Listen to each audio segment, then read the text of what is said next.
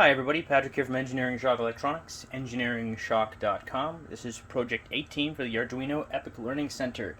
And today we're going to transmit a signal to the Epoch, save it, and retransmit it when we press a button. Now there's some fun challenges at the end of the code at the project page. If you haven't already, check out the Kickstarter. But before we get started in our setup, I'll tell you a little bit about the components we're using. We're going to use the analog keypad to retransmit any button. We'll retransmit the signal. We're going to use the infrared receiver to receive the signal from our remote, and our infrared transmitter LED to retransmit the signal to our TV a little bit later. So I'll just stop the video and I'll have a quick look directly at the components. This is the VS1838B infrared receiver. It receives 38 kilohertz modulated signals from your transmitter, or your remote rather, and what it does is what we'll do is we'll retransmit that saved signal through the transmitter LED. You'll see that the LED is bent a little bit so I can test it. It's aimed at my TV. And the transmitter and the receiver might not be off the board as much as yours, but you should still be able to bend the LED out a little bit. The transmitting distance isn't amazing, but it's pretty good though. So I highly suggest that you end up taking some of my challenges in the code and at the end of this video and try to implement them based on what you've learned so far. Use the microphone to transmit. Use the motion sensor to transmit. In any case, over here, you'll notice two pins. IRRX, that's the output of the receiver, and IRTX.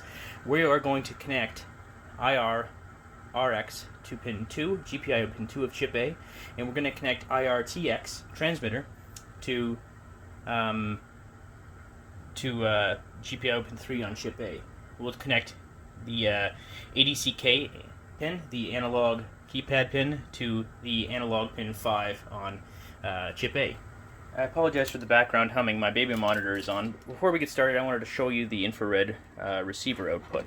So what I'm going to do is I'm going to connect my scope ground to the scope ground pin on the test area, the DMM/oscilloscope testing area, and I'm going to simply connect my testing probe to the IRRX pin right here. And I'll show you what the signal looks like on the oscilloscope. So this is the signal. I'll get a fresh one with my remote. There we go. And this isn't the full data stream, but there's a start. The output of the signal is normally 5 volts, right here, 5 volts. And this is the start pulse, which is essentially a whole bunch of 38 kilohertz pulses from the transmitters being received during this time. And then it stops and signal goes high again. The output goes high again because nothing's being transmitted during that time. Nothing's being received, rather. And we get a whole bunch of little spaces where it's receiving a 38 kilohertz pulse.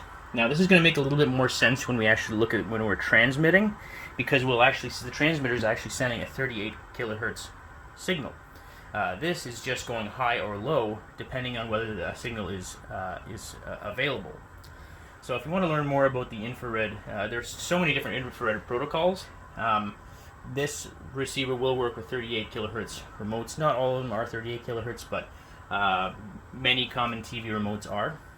And so I just wanted to give you an idea of what we're looking at. We'll look back at the what I'll do is I'll actually start the program and I'll show you what the transmission looks like when we retransmit. But let's first make our connections. So we need the ADCK pin, the analog keypad pin.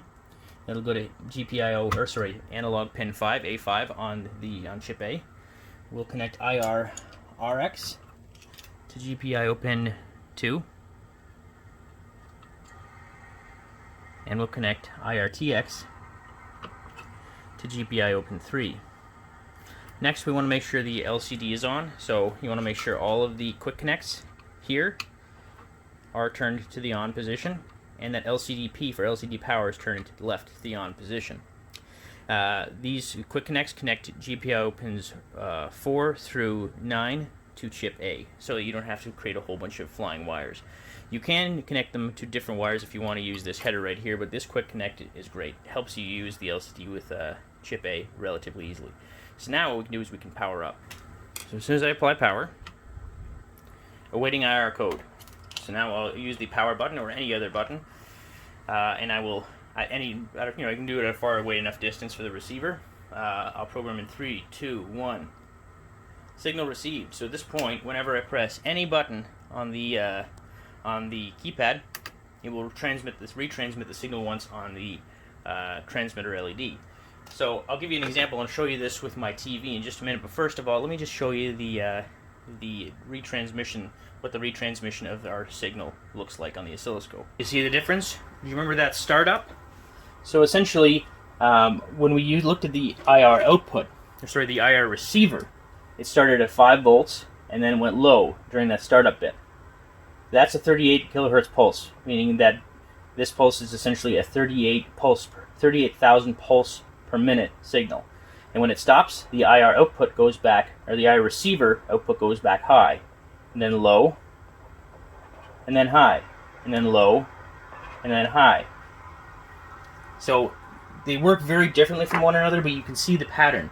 If this isn't making a whole lot of sense, try rewinding the video to look at the IR receiver signal and compare it against this one. It's essentially opposite logic, but it's also very different as we're looking at simply on and off versus when pulses are being transmitted. So we've saved the signal, and this is the retransmitted signal. So I'm going to hook up the LED one more time to the chip. We're going to go and we're going to turn our TV on and off with this.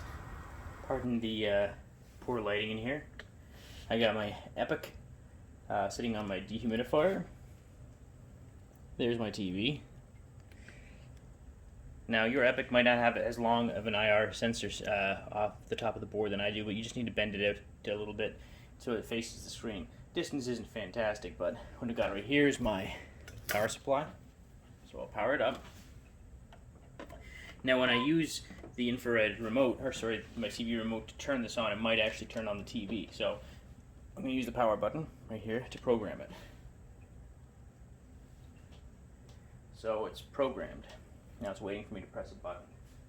So I'm going to press the button. We should hear the TV turn on. There we go. Turned off actually because it was already on. So we'll turn it on. There we go. I don't have any signal going to the TV, but I'll transmit again. There we go. So, as mentioned in the code, I'm just pressing a button on the ADC keypad to initiate signal transmission. You can set it up so that you can program it so that the microphone, if a certain amount of noise is detected, you'll transmit a signal, or if the motion sensor detects movement, it'll transmit. So you can make a really fun project out of this. You can even turn off the LCD, remove the LCD from the equation if you want, so that it's not. So if someone walks by and sees the Epoch, they're thinking, "Oh, that looks like it's powered on. What is that doing?" You can just remove the LCD code, or just turn the LCD completely off if you want not to have to use the LCD for this project. Now the code is a bit complicated. The IR remote library, if you don't have it, you'll need to download it from GitHub and bring it into your Arduino. But that's not difficult to do.